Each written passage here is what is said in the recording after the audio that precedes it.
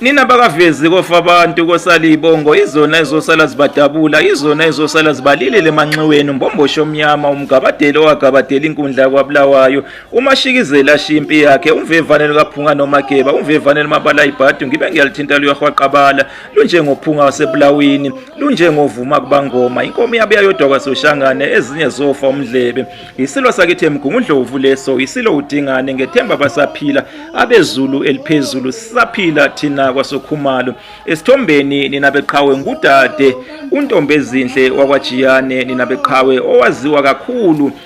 ngegama lomculo elithi ungu DJ izinhle nina bezulu eliphezulu nina benkosi ake sibheke umlando wabantu bakwaJiyane siwukhe nje phezulu umlando wabantu bakwaJiyane nina bezulu eliphezulu kuthiwa baphuma kwaMtshali ngokomlando obhalwe phansi kanye nomlando esizwayo uxoxwa nina bezulu eliphezulu kuthiwa baphuma kuyena uJiyane nina beqhawe kuthiwa wagcina exoshiwe kwaMtshali ngesizathu sokuthi wayikhulelise intombi yakhona eMatshalini kwase kuthiwa ujiyise ikhaya wabeke esexoshwa ke kwaMtshali nina bezulu eliphezulu umuntu ke simbona ewunothisa kakhulu umlando wabantu bakwaJiyane uMagolwane indodana kaMkhathini owabe eyimbongi yamakhosi akwaZulu wayenekhono lokubongela amakhosi enekhono futhi lokuqamba izibongo nina beqhawe kuthiwa uMagolwane wayewabongela amakhosi esuka nawo enkosini uMalandela ehle nawo njalo aze azofika ngonyameni esuke ibusa ngaleso sikhathi nina bezulu eliphezulu uMagolwane wabuthwa isilo uShaka ebuthelwa ebuthweni uFasimba induna yalo okwakumdlaka kaSodumase wakwaLanga nina beqhawe luyakhumbuleka uFasimba lwalaka ngobuqhawe obukhulu empini yakwaGqokli ngenkathi kulwa uZulu namandwandwe uZulu ngaphansi kwesilo uShaka nina beqhawe kanye namandwandwe ngaphansi kwenkosi uZwide kaLanga nina beqhawe nina bezulu eliphezulu lwalwa ngobuqhawe uFasimba kwaGqokli kwazise kuthiwa kwakungamajongo kwakungamabhungu uFasimba ilona butho elokuqala elabuthwa isilo uShaka ngo1816 ngenkathi sisanda ukuhlala esihlalweni sobukhosi nina bezulu eliphezulu isilo uShaka nina beqhawe nina bezulu eliphezulu uMagolwane ke kuthiwa walithola ithuba lokuqamba ezinye zezibongo zesilo uShaka nina beqhawe ngesikhathi sokubusa kwesilo uShaka imbongi enkulu kwabe kuumshongweni akucaci kahle isibongo sakhe uhlawumbiselwa emashengeni kwaButhelezi kwathi ngemva kokushona kwakhe imbongi enkulu yesizwe sakwaZulu kwaba umXhamama kaSoshaya wakwaSibisi nina beqhawe nina bezulu eliphezulu uyena owayebongela ilembe nina beqhawe nina bezulu eliphezulu okwathi ngemva kokusocongwa kwalo naye wasocongwa umXhamama waseyibisini nina beqhawe esocongwa yimpi yesilo udingane nina bezulu eliphezulu liyavela ke igama likaMXhamama eyibongweni zendudumo yakithi eMgungundlovu uma kuthiwa wamudla umXhamama kaSoshaya eyibisini nina bezulu eliphezulu nina benkosi ngesikhathi ke sesilo udingana nangesikhathi ke okuyisikhathi ke owayeseshone khona umXhamama wakwaSibisi kuyilapho ke uMagolwane wathola khona ithuba eligcwele lokubongela amakhosi waba imbongi enkulu yesilo udingane nina bezulu eliphezulu yakhumbuleka ke uMagolwane nina beqhawe ngenkathi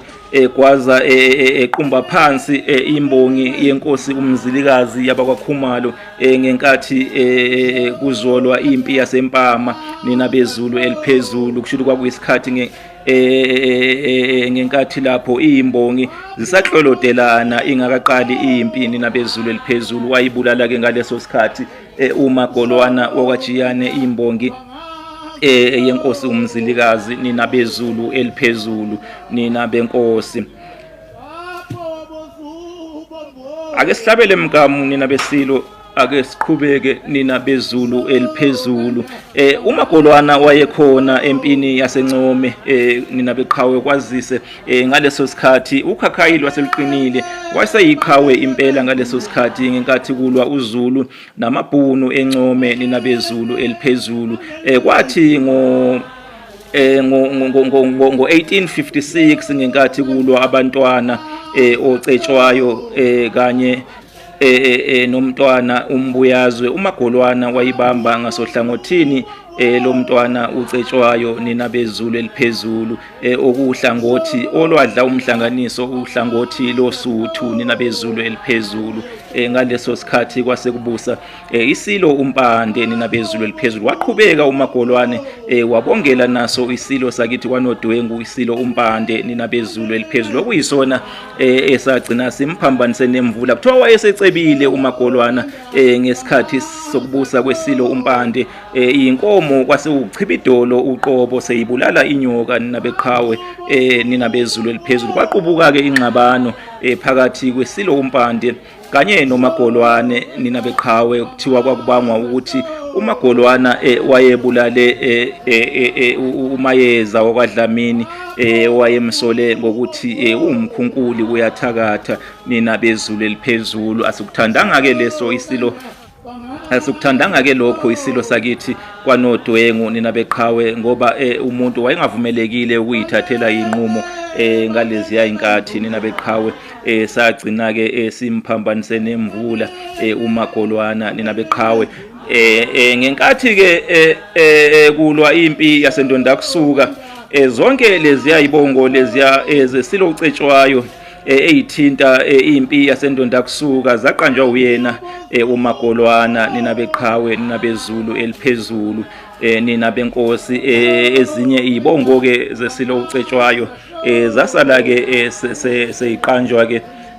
imbongi yaseMantungweni uMahlangeni wakwaKhumalo nina bezulu eliphezulu. Ake simeke lapho sewashayele kanyana uNondlini, abakwaJiyane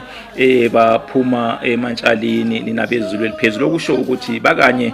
naso isibongo sakwaMtshali, bakanye futhi nesakwaNdebele, esakwaMashazi, ubukhosini, uMlambo kanye nezinye izibongo zaseMantshalini nina bezulu eliphezulu. Baphile abenkosi, baphile abakambomboshi omnyama, uMgabadeli owagabadela inkundla yakwaBulawayo, imbuzi kaDambuza abayibambe ngendlebe yabekezela, nje kaMdlaka ngaseNtshobozeni nayibambe ngendlebe yadabula yaqeda amadoda. iSilo sakithi eMgungundlovu leso, iSilo uDingane. Baphile abezulu eliphezulu.